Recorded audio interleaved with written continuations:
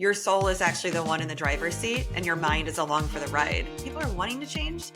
It just takes people like us to really guide them and get Right. them there. That's so powerful. I love it. Thank you for sharing that. Oh, I love it. Oh my gosh, I can see that this is going to be so helpful for just so many people.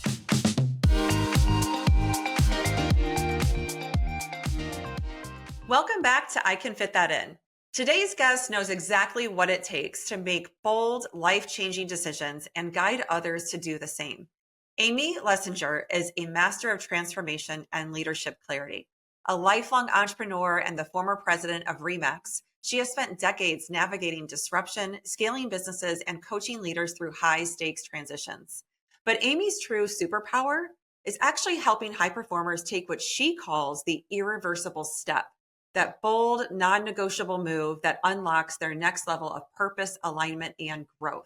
She works with ambitious leaders and professionals who are standing on the edge of something bigger, but may feel stuck in hesitation, fear, or self doubt.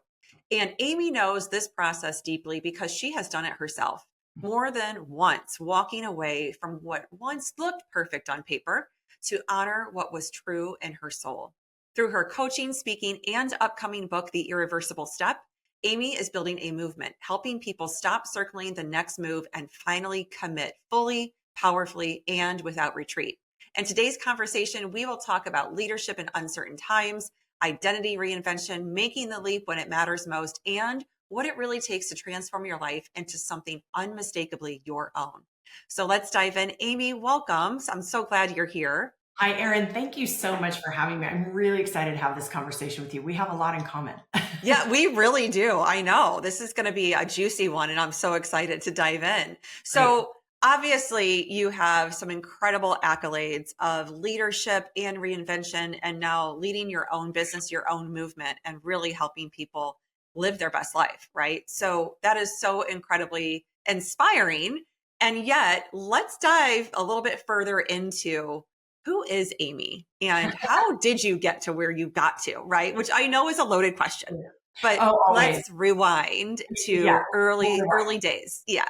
Well, I think it's been just this winding and really, really powerful journey. And honestly, I wouldn't change any of it. I look back on some of it and I'm like, wow, that was a wild ride. But I think overall that I'm somebody who has really made a career out of building. I've built businesses, I've built people, lots of momentum in hard seasons. I started in real estate when I was 24, straight out of college. Then I went on to, build a really, really successful real estate brokerage. And I led it through the Great Recession. It's nothing like, finding your entrepreneurial grit in something like that. And we grew despite everything that was collapsing around us to nearly $1 billion in annual sales. And so, I've helped people succeed just in some of the hardest seasons of their lives. And that work led me to Remax headquarters, where I had the privilege of serving as the president. And it was one of the most high impact leadership roles in the industry. And I really, I poured everything that I had into it. And then, there was this whisper, this nudge, that it's that kind of deep internal knowing that, I had climbed the mountain that I was meant to climb, and that it was time for something new and really something really deeply purpose driven. So for me, that's helping people unlock their next chapter. So I knew it was time for me to explore new and exciting opportunities. And I think what I've learned after 30 years in so many kinds of different leadership roles is that, the more successful you become, the more complicated your life gets. Mm. And I think that when you get that call and when you get that feeling that it's time to evolve, it's really not easy, because there's just so much more at stake. And I think that the truth for a lot of people is that, what they've built isn't wrong, but I think we find ourselves at these crossroads. And, if it no longer fits who you've become, that friction, it doesn't go away. It actually just keeps getting heavier and heavier. And so I work with people in that exact moment, when they feel like they've been circling that decision, for a really long time, managing their success, keeping it all together while quietly sort of going, is this all there is? Is there more? And I think that most people ignore that feeling, and I really teach them to trust it.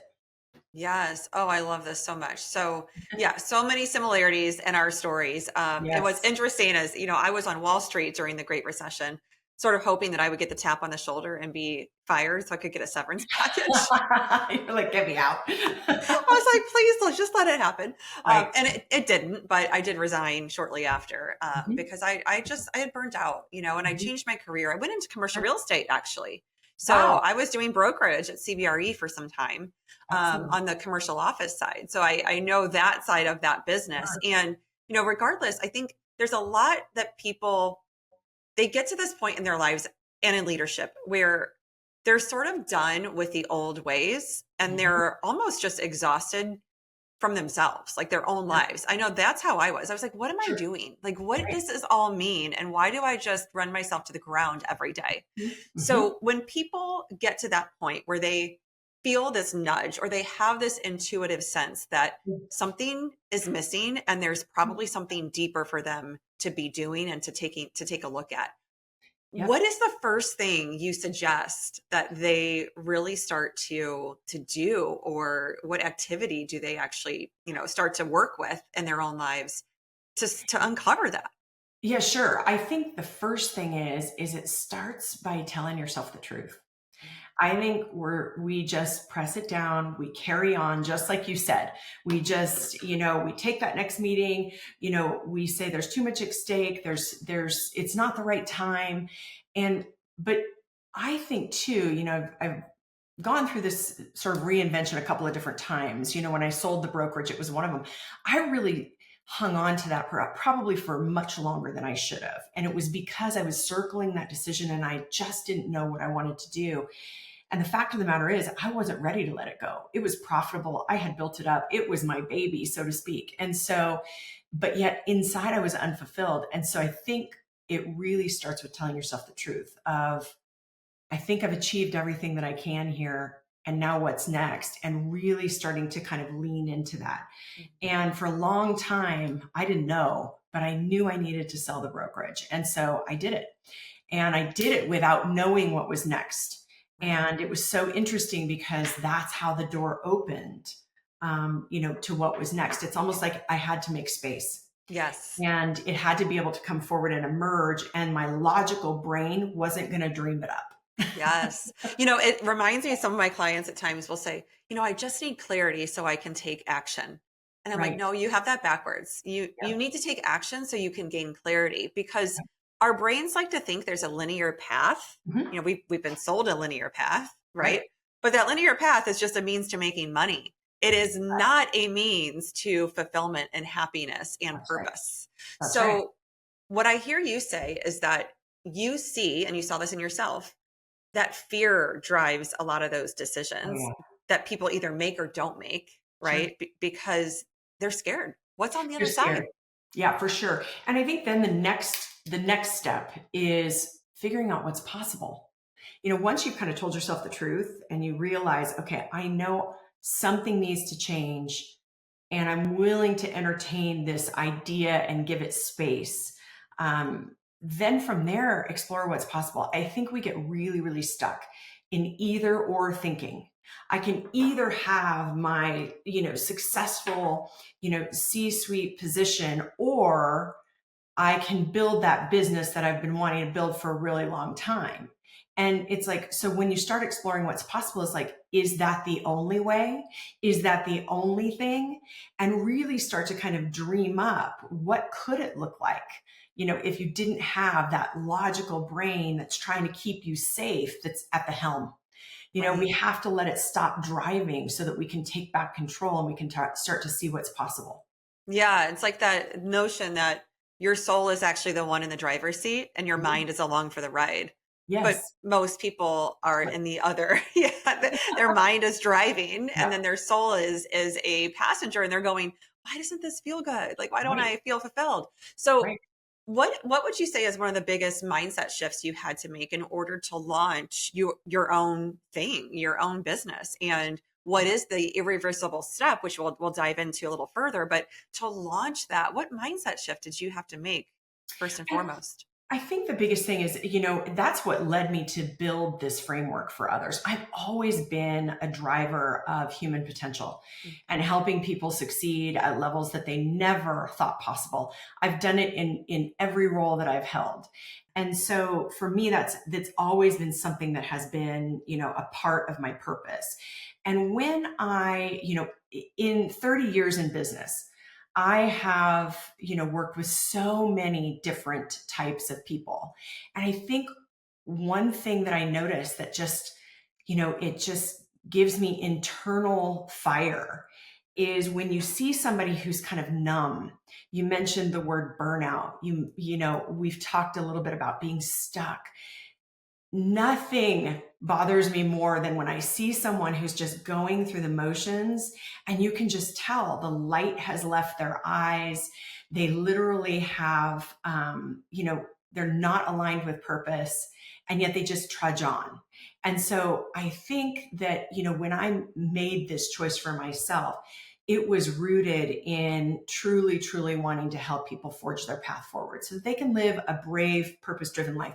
It's one of those things where, you know, I call it life by design instead of life by default. Life's going to happen to you no matter what. You may as well get in the driver's seat and really, really live your best life. And so I think, for me, when I made the decision, I also made the decision to give time and space. I wasn't positive, honestly, what was next. And I had been there before. And so I knew that sitting in that space, number one, time away, time off, journaling, reading, riding my horse, literally physically riding, but also riding my horse, going back to those things that give you joy, moving your body, eating healthy. And so I vowed that I would take some time and give the space and allow it to emerge.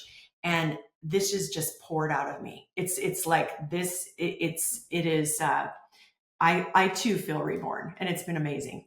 I feel so like we're such kindred spirits because when you do give of yourself Mhm. authentically to the world, Right, not only is it purposeful for you, but it's so meaningful for others. right. And to me, that is like the magic sauce. And it Yeah. might not be for everyone to run their own business. I always say to Sure. people, Of like, have a course. side hustle, like, just do this on the Sure. side for a while and just dabble in it and That's see how right. it is, whatever they're passionate about, right? Sure. Like, just do it on the side.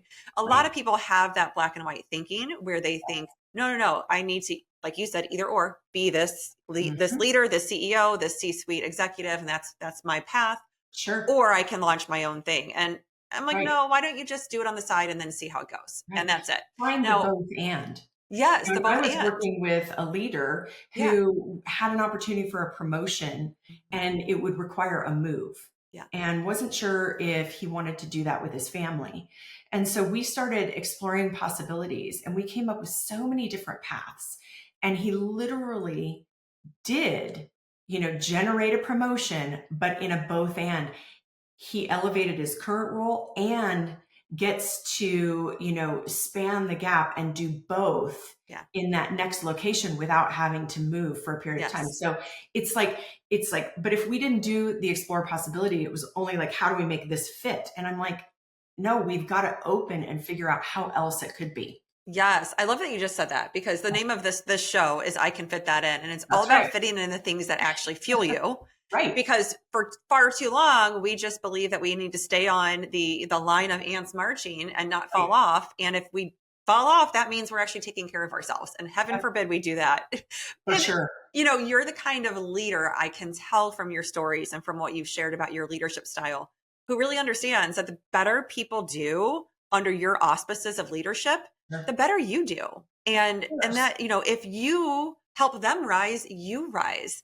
But that That's is not what most leadership has been.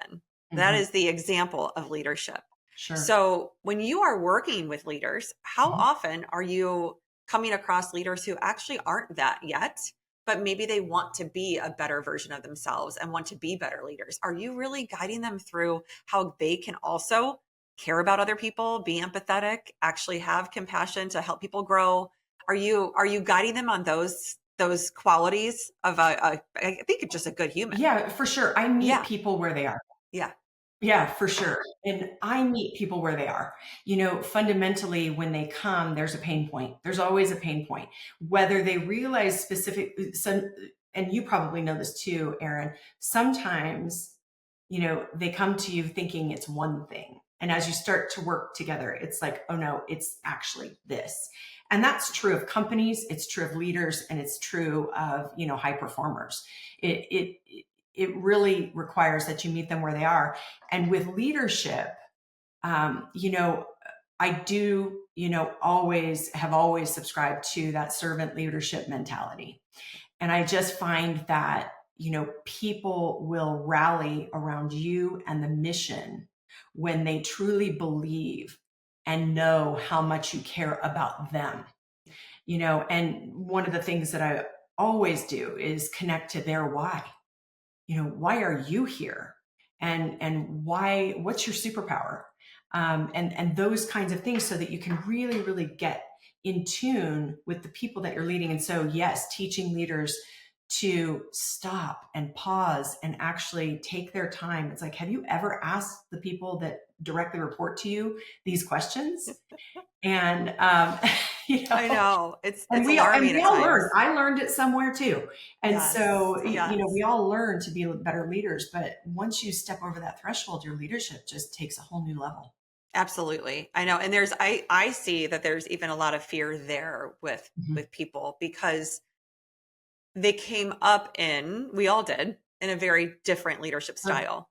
But what once was will no longer be, sure. and it won't work anymore. So I see so many people in transition right now, not just in life, but in Mhm. the ways that they're showing up for themselves and for Sure, others. And also not just at work, but for their families and for their communities. And people are wanting to change.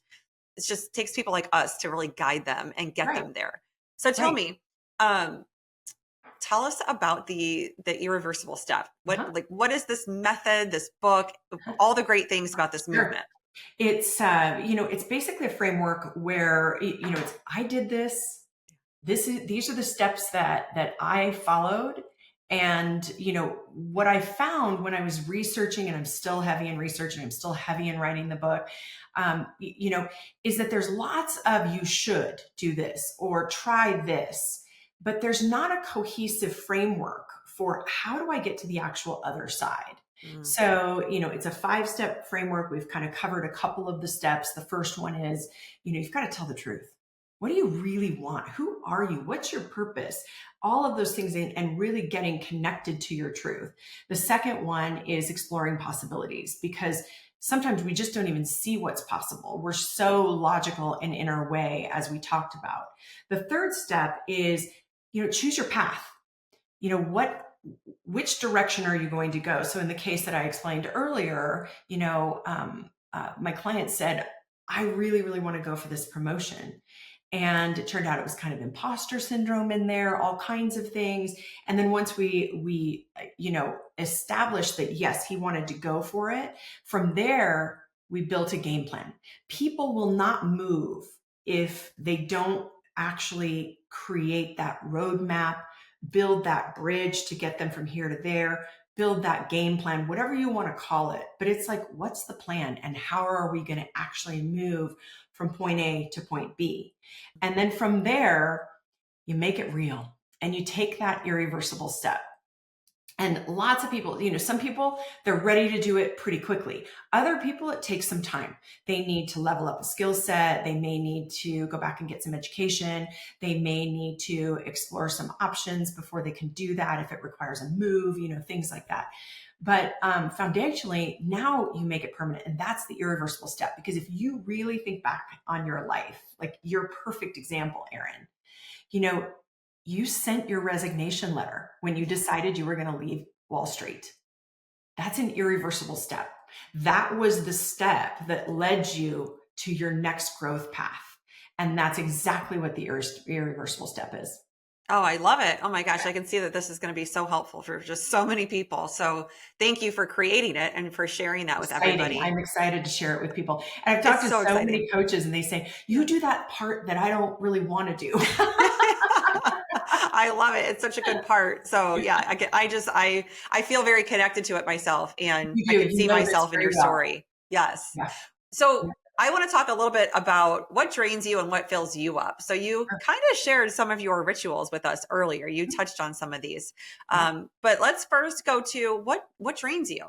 And by the way, when you're drained, how are you considering? Geez, I'm going to recenter myself. I'm going to get grounded. Here's what I'm going to move. This is my first ritual. This is where I go when I Yeah, am for off sure. kilter. I think that, foundationally, when I'm drained, it's when I am not on purpose and I am, doing everything that is obligatory, things that I should be doing, things that, I do out of a sense of, duty, loyalty, obligation. They're all important, but that's how we get overwhelmed. And this is this all too well. I mean, this is a part of what you do for people, Erin, and that is to help them break out of that overwhelm. And so I think, I feel most drained when I'm just not aligned with, my purpose, my intention. And as I said, my intention is to help people achieve at levels that they never thought possible. So, Right. when I'm drained, I, usually I'm overscheduled. I'm usually overcommitted. I am doing too many things that are not tied to my purpose. And from there, it usually means the schedule's packed.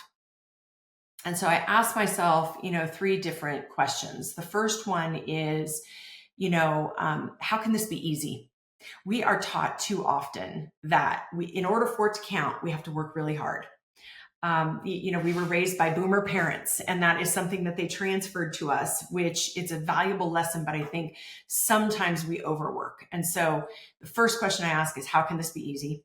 The second question I ask is, who else can do this? Because that's the other thing, is when we're overwhelmed, 9 times out of 10, we're holding on to things that we could let go and that we actually should let go and probably are done better by other people anyway. So, and then the third one is, what do I need to say no more and no thank you to?